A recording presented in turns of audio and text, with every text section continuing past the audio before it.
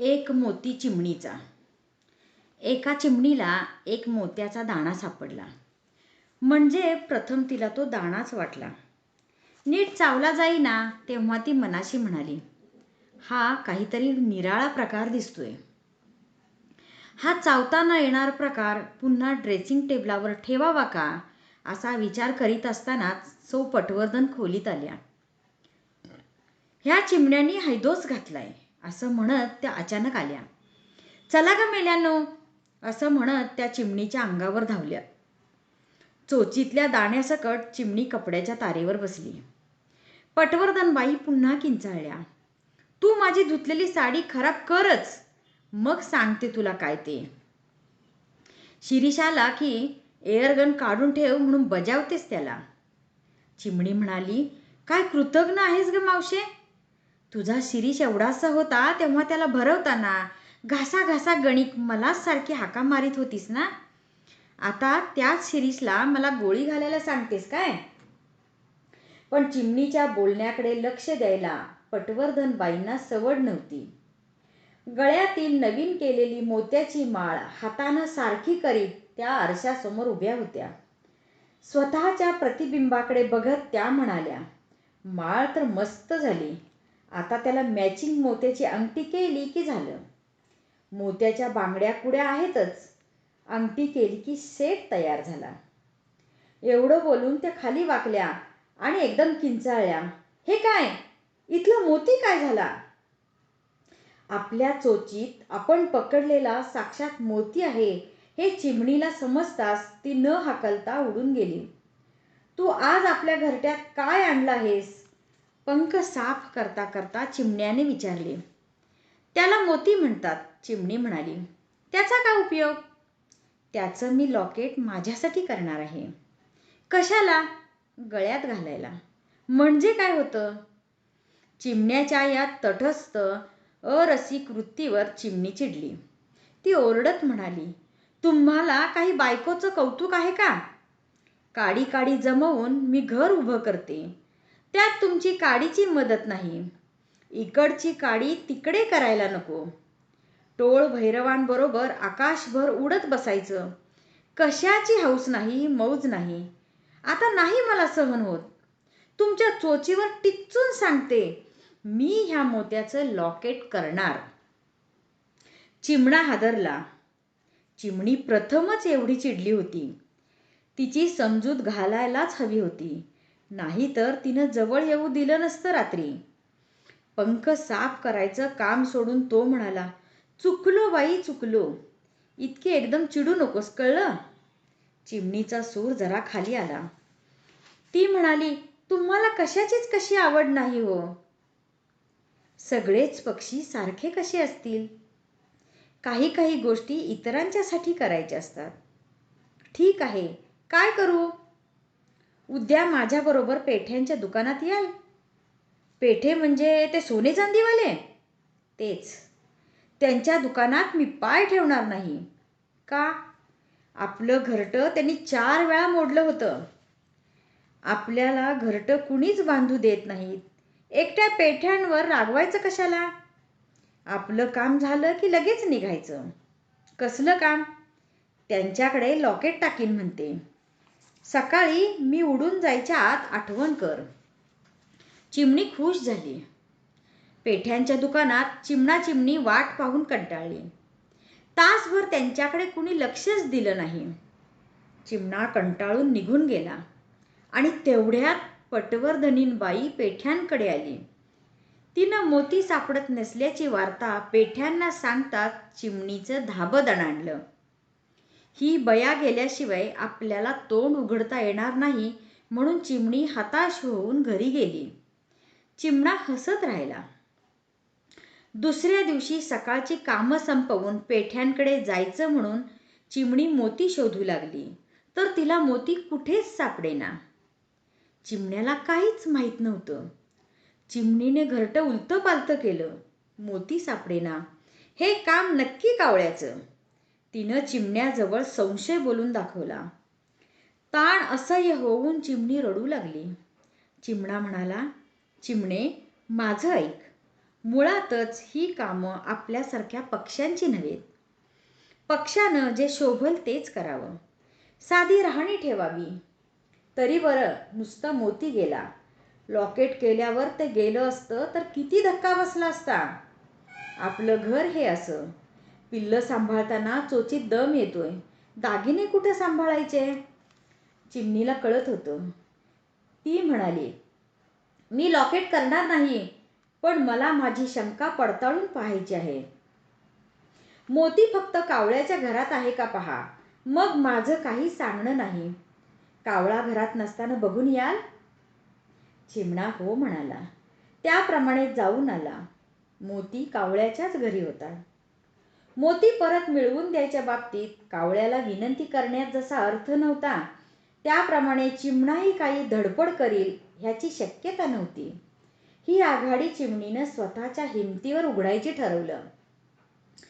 ती प्रथम झाडाकडे गेली. झाड म्हणालं, मला आता नवे भाडेकरू मुळीच नको आहेत. जुनेच जागा सोडित नाहीत म्हणून मी कावलोय.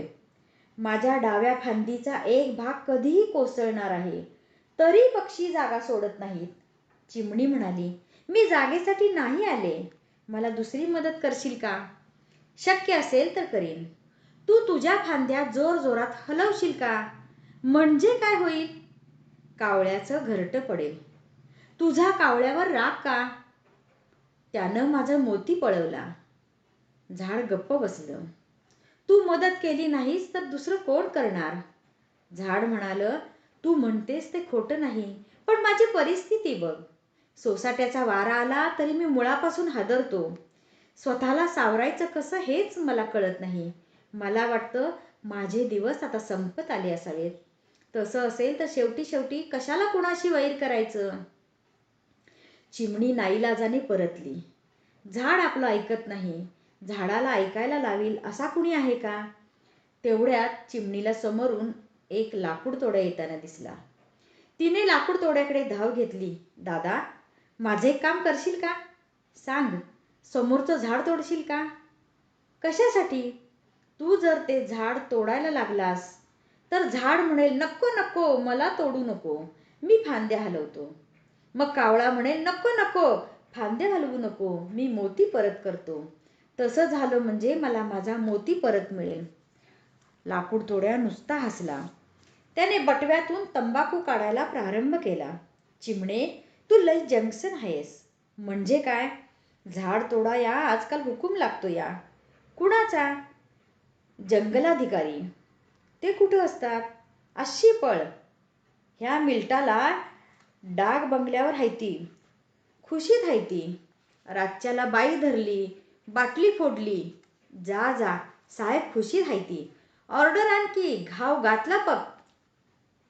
चिमणी तशी डाग बंगल्याकडे धावली, पण तिला बाहेरच ड्रायव्हरनं हटकलं. चिमणीनं त्या बाहेरच्या माणसाला सगळी हकीकत ऐकवली. तो हसायला लागला. काय झालं? चिमणे, साहेब माणसं अशी फुकट काम थोडीच करतात. चिमणी म्हणाली, मलाही कुणाचे तसे उपकार नकोत. तुझ्या साहेबांना मुलं बाळ असेल तर मी त्याच्या पाळण्यावर बसून त्याच्या मुलाला खेळवीन. तू वेडी आहेस. मग काय करू? आमच्या साहेबानं जंगल खात्यात फार अफरातफर केली आहे. म्हणजे कशी? जंगल वाढवायच्या मोहिमेवर त्याची नेमणूक झाली आहे. त्याला जीप आहे, ड्रायव्हर आहे. डाक बंगल्यात उतरायची सोय होते, भत्ता मिळतो, पण तरीही जंगलं वाढत नाही. का? बाई बाटली पुरवील त्याला झाडं तोडायची परवानगी मिळते. बाई बाटली म्हणजे काय? ते स्वतःचीच बायको देणाऱ्या लाकूड तोड्याला विचार. चिमणीला तेही समजलं नाही. ती म्हणाली, मला ते कळत नाही, मी काय करू ते सांग. ड्रायव्हर म्हणाला, सचिवालयात ओळख काढ. कुणाची ओळख काढू? आता वन महोत्सव आहे. सचिवालयात सगळीकडे झाडं लावा अशी लाखो रुपये खर्च करून पोस्टर्स लावली आहेत. ठिकठिकाणी मंत्री झाडं लावण्याचे कार्यक्रम करीत आहेत. तू अशा एखाद्या मंत्र्याला प्रत्यक्ष झाड लावत असतानाच गाठ. फक्त एक काळजी घ्यायची. कोणती? त्यांचा फोटो काढत असताना मध्ये जायचं नाही. पण मंत्र्यांना भेटून मी काय करू? ड्रायव्हर म्हणाला, आमच्या साहेबांचे उपद्व्याप सचिवालयापर्यंत पोहोचले आहेत.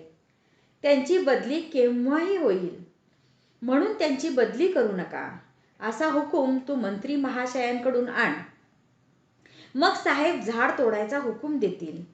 तुझा मोती तुला परत मिळेल. चिमणी थकून परत घरट्याकडे आली.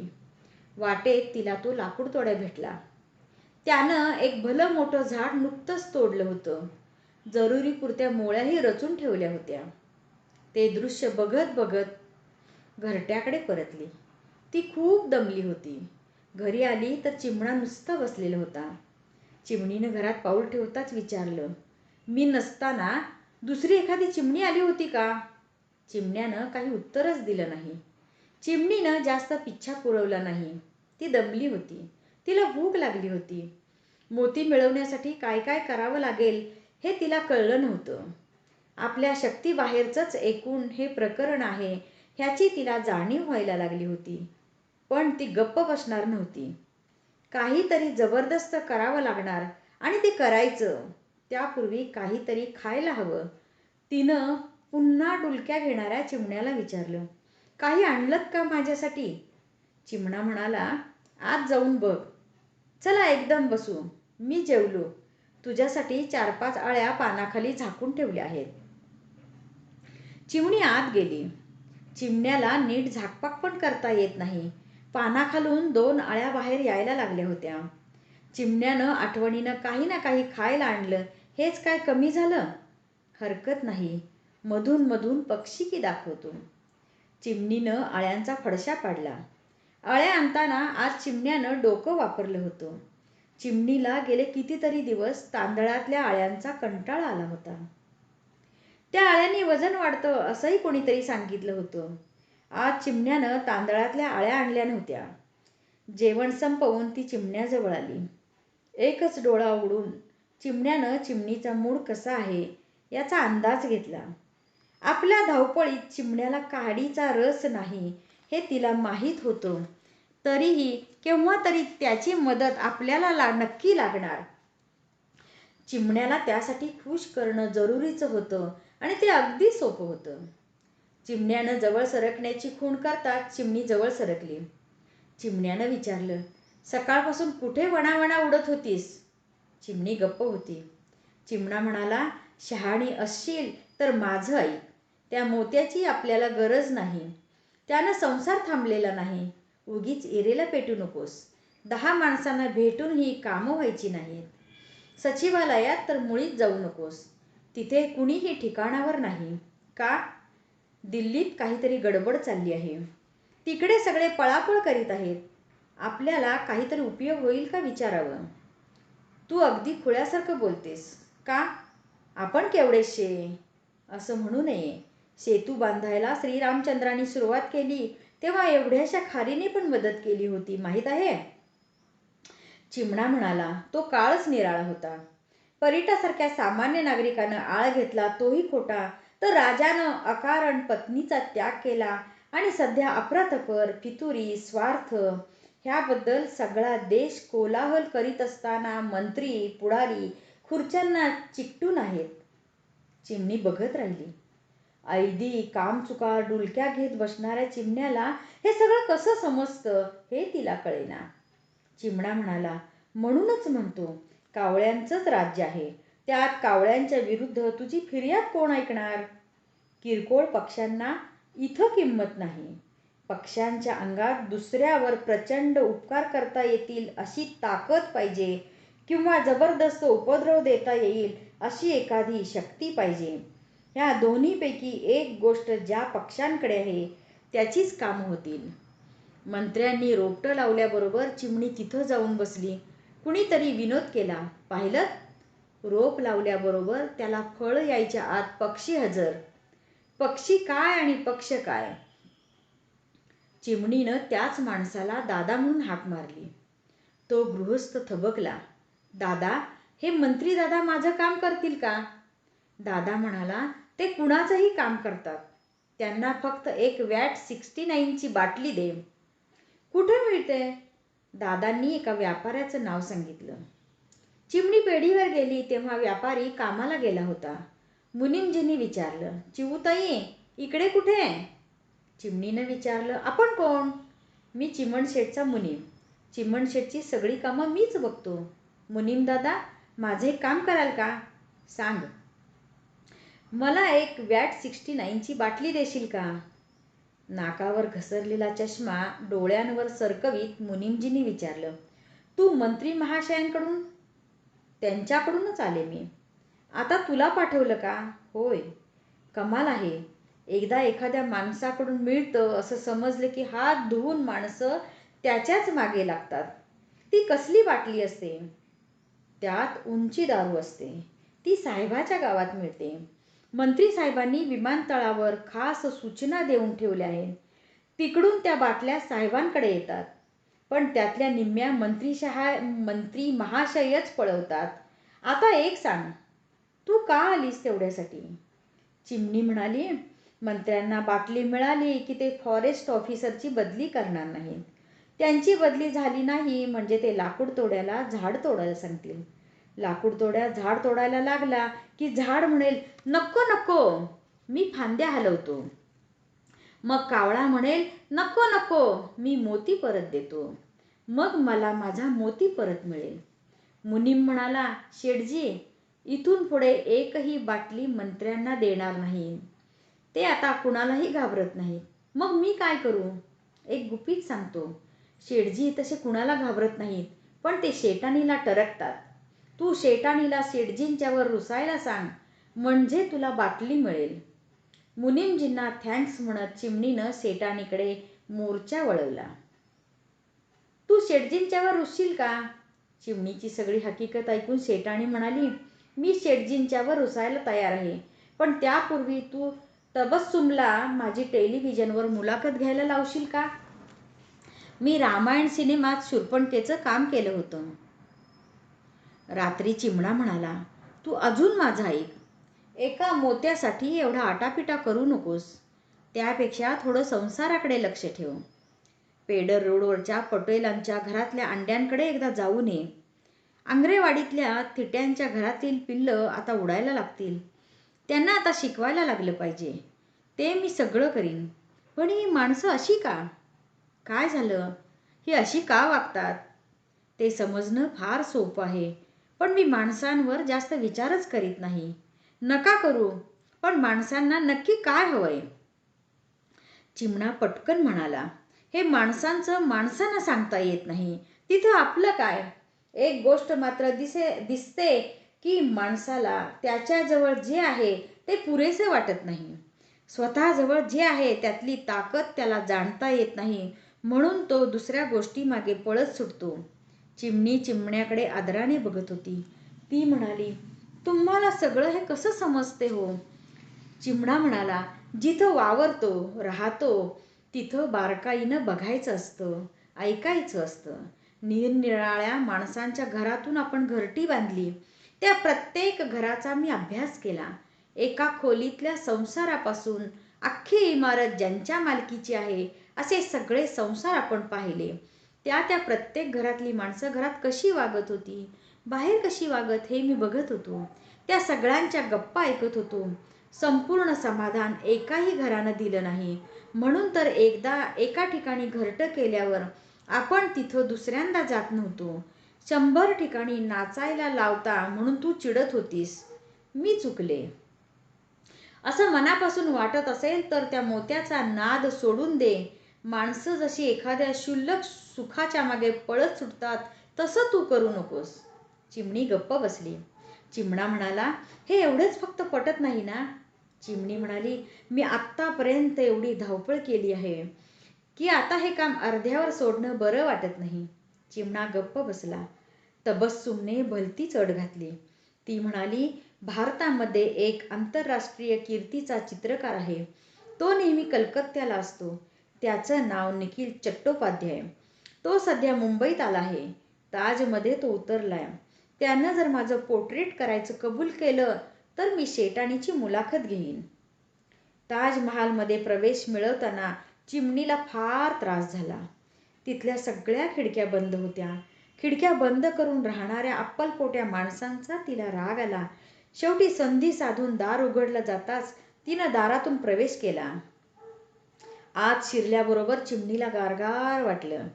बाहेरच्या उन्हाचा, गरम हवेचा, घामाचा इथं मागमूस नव्हता. निखिलची खोली शोधून शोधून चिमणी थकून गेली. प्रत्येक मजल्यावरचे कॉरिडॉर्स हिंडून ती गोंधळून गेली. 4-5 तास ती नुसती भटकत होती आणि तेवढ्यात एका खोलीचा दरवाजा उघडला जाताच चिमणी खोलीत घुसली. समोर चित्रच चित्र होती. निखिलची पांढरी शुभ्र दाढी पाहून चिमणी खुश झाली. ती सरळ त्याच्या समोर जाऊन बसली. निखिल दादा, माझं एक काम कराल का? बोल. तबस्सुमचं पोर्ट्रेट कराल का? कशाला? तुम्ही पोर्ट्रेट केलं तर शेटानीची मुलाखत घ्यायला तबस्सुम तयार होईल. मग शेटानी वॅट 69ची बाटली देईल. मग मंत्री फॉरेस्ट रेंज ऑफिसरची बदली करणार नाही. मग तो ऑफिसर लाकूड तोड्याला झाड तोडायची परवानगी देईल. मग झाड फांद्या हलवेल. मग कावळा माझा मोती परत देईल. निखिल म्हणाले, मी तुला नक्की मदत केली असती, पण माझी प्रदर्शनाची तारीख ठरलेली आहे आणि मग लगेच कलकत्त्याला परत जायचं आहे. तुझं काम मीच केलं असतं. तुला कोणतीही अट न घालता. पण काय करू, वेळच कमी आहे. चिमणी कमालीची चिडली. खोलीवर उडू लागली. रागारागानं तिची पिसही उडू लागली, पडू लागली. निखिलनं बेल वाजवली. ताजचा वेटर धावत आला. निखिल त्याला म्हणाले, हा काय चावटपणा आहे? एअर कंडिशनर्ड हॉटेलात चिमण्या येतात म्हणजे काय? ही बया ह्यापैकी एका जरी पेंटिंगवर बसली तर सत्यानाश होईल. वेटर आणि निखिल चिमणीला खोलीच्या बाहेर हाकलण्याची पराकाष्ठा करू लागले. पण बाहेर जाण्याचा दरवाजा सापडत नसल्याचं नाटक करीत चिमणी खोलीतल्या खोलीतच फेर धरू लागली. वेटर म्हणाला, साहेब तुम्ही शांत बसा, मी आणखीन एकाला काठी घेऊन बोलावतो. वेटर निघून गेला. निखिल पण थकून बसले. चिमणी त्यांच्यासमोर आली. धीटपणाने म्हणाली, तुम्ही जर तबस्सुमचं पोर्ट्रेट करणार नसाल तर मी जंगलात जाईन. 25 चिमण्यांना आणीन. तुमची सगळी चित्र खराब करीन. निखिल पटकन म्हणाले, नको नको, मी पोर्ट्रेट करतो. लॉकेटमधला चमकणारा मोती पाहून इतर चिमण्या चकित झाल्या. तू कावळ्याकडून मोती मिळवलास कसा? चिमणी गंभीर होत म्हणाली, आमचे हे म्हणतात ते बरोबर आहे. जगाचा कारभार 2च शक्तींवर चालतो. माणूस काय किंवा पक्षी काय, सगळ्यांना तेच तत्व उपयोगी पडतं. कोणतं पण. तुमच्याजवळ एकतर दुसऱ्यावर जबरदस्त उपकार करता येतील अशी ताकद हवी. ती नसेल तर दुसरी शक्ती हवी. ती म्हणजे तितकाच जबरदस्त उपद्रव देता येईल अशी एखादी गोष्ट हवी. त्याशिवाय तुमची कामं होत नाहीत. गळ्यातल्या लॉकेटकडे चिमणीनं स्वतःवरच खुश होऊन पाहिलं. आता फक्त पटवर्धनीन बाईप्रमाणे बांगड्या आणि कुड्या केलं की झालं.